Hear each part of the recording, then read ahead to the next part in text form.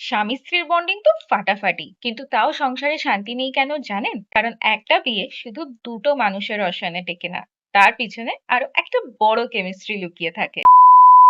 একটা নতুন মেয়ে যখন অন্য একটা পরিবারে আসে, আমরা সবাই বলি বর বউয়ের মিল থাকলেই হলো, বাকি সব ঠিক হয়ে যাবে। আসলেই কি তাই? হ্যাঁ, স্বামী স্ত্রীর কেমিস্ট্রি ভালো হলে ডেফিনেটলি বিয়েটা টেকে, কিছু ক্ষেত্রে তো দারুণ ভাবে টেকে। কিন্তু শুধু বিয়ে টেকা আর একটা পুরো সংসারকে সবাইকে নিয়ে ভালোবেসে আগলে রাখার মধ্যে আকাশ পাতাল তফাৎ আছে। একটা সংসার তখনই সুন্দর হয়ে ওঠে যখন সেই বাড়ির দুটো স্তম্ভ, অর্থাৎ শাশুড়ি আর বৌমার কেমিস্ট্রিটা মধুর হয়। আমরা সারা জীবন শুধু বর বউয়ের ভালোবাসা নিয়ে গল্প সিনেমা দেখে এলাম, কিন্তু শাশুড়ি বৌমার মেলবন্ধন নিয়ে কজন মন খুলে কথা বলি? আমি যদি নিজের জীবনের কথাই বলি, আমার বরের সাথে আমার কেমিস্ট্রি বা বন্ডিং কিন্তু দারুণ। কিন্তু তার মানে এই নয় যে আমার সংসারের বাকি সমীকরণগুলো এমনি এমনি মিলে গেছে। আজ আমি নিজে খুব ভালো করেই জানি আর মন থেকে বিশ্বাস করি যে শুধু স্বামী স্ত্রীর মিল থাকলে একটা পরিবার সম্পূর্ণ হয় না, যদি না সেখানে শাশুড়ি আর বৌমার মধ্যে একটা সুন্দর বোঝাপড়া থাকে। আর এই সম্পর্কটা কোনো একতরফা রাস্তা নয়।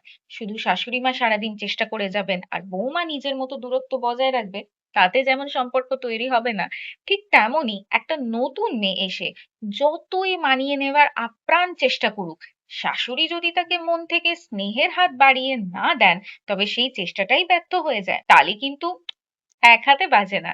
দুপক্ষেরই সমান আগ্রহ, সমান প্রচেষ্টা আর একে অপরের প্রতি ভালোবাসাটুকু দিতে হবে। আমরা প্রায় শাশুড়ি বৌমা সম্পর্কের মধ্যে একটা অদৃশ্য পাঁচিল তুলে রাখি।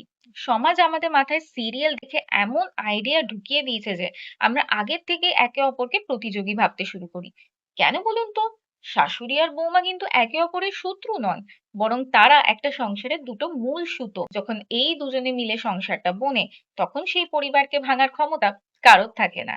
আর যখন এই সুতো দুটো আলগা হয়ে যায়, তখন স্বামী স্ত্রীর সম্পর্ক যতই ভালো হোক না কেন, ঘরের ভিতরে একটা মানসিক অশান্তি লেগেই থাকে। তাই দুপক্ষ থেকেই সেই চেষ্টা, প্রচেষ্টা আর মন খোলা ভালোবাসাটা ভীষণ দরকার। সম্পর্ক টিকিয়ে রাখা বা ভালো রাখা কোনো জাদুর খেলা নয়।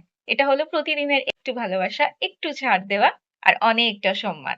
শুধু একজন চেষ্টা করলে হবে না, দুজনকে যৌথভাবে এই সম্পর্কে হাত মেলাতে হবে। তবেই না একটা বাড়ি সত্যিকারের ঘর হয়ে উঠবে। আপনার কি মনে হয়, একটা সুখী সংসারের জন্য শাশুড়ি বৌমার কেমিস্ট্রি কতটা জরুরি? আপনার বাড়ির সমীকরণটা কেমন? নিচে কমেন্টে অবশ্যই আমাদের সাথে শেয়ার করুন। সবাই ভালো থাকুন, মানিয়ে গুছিয়ে ভালোবাসায় থাকুন। নমস্কার।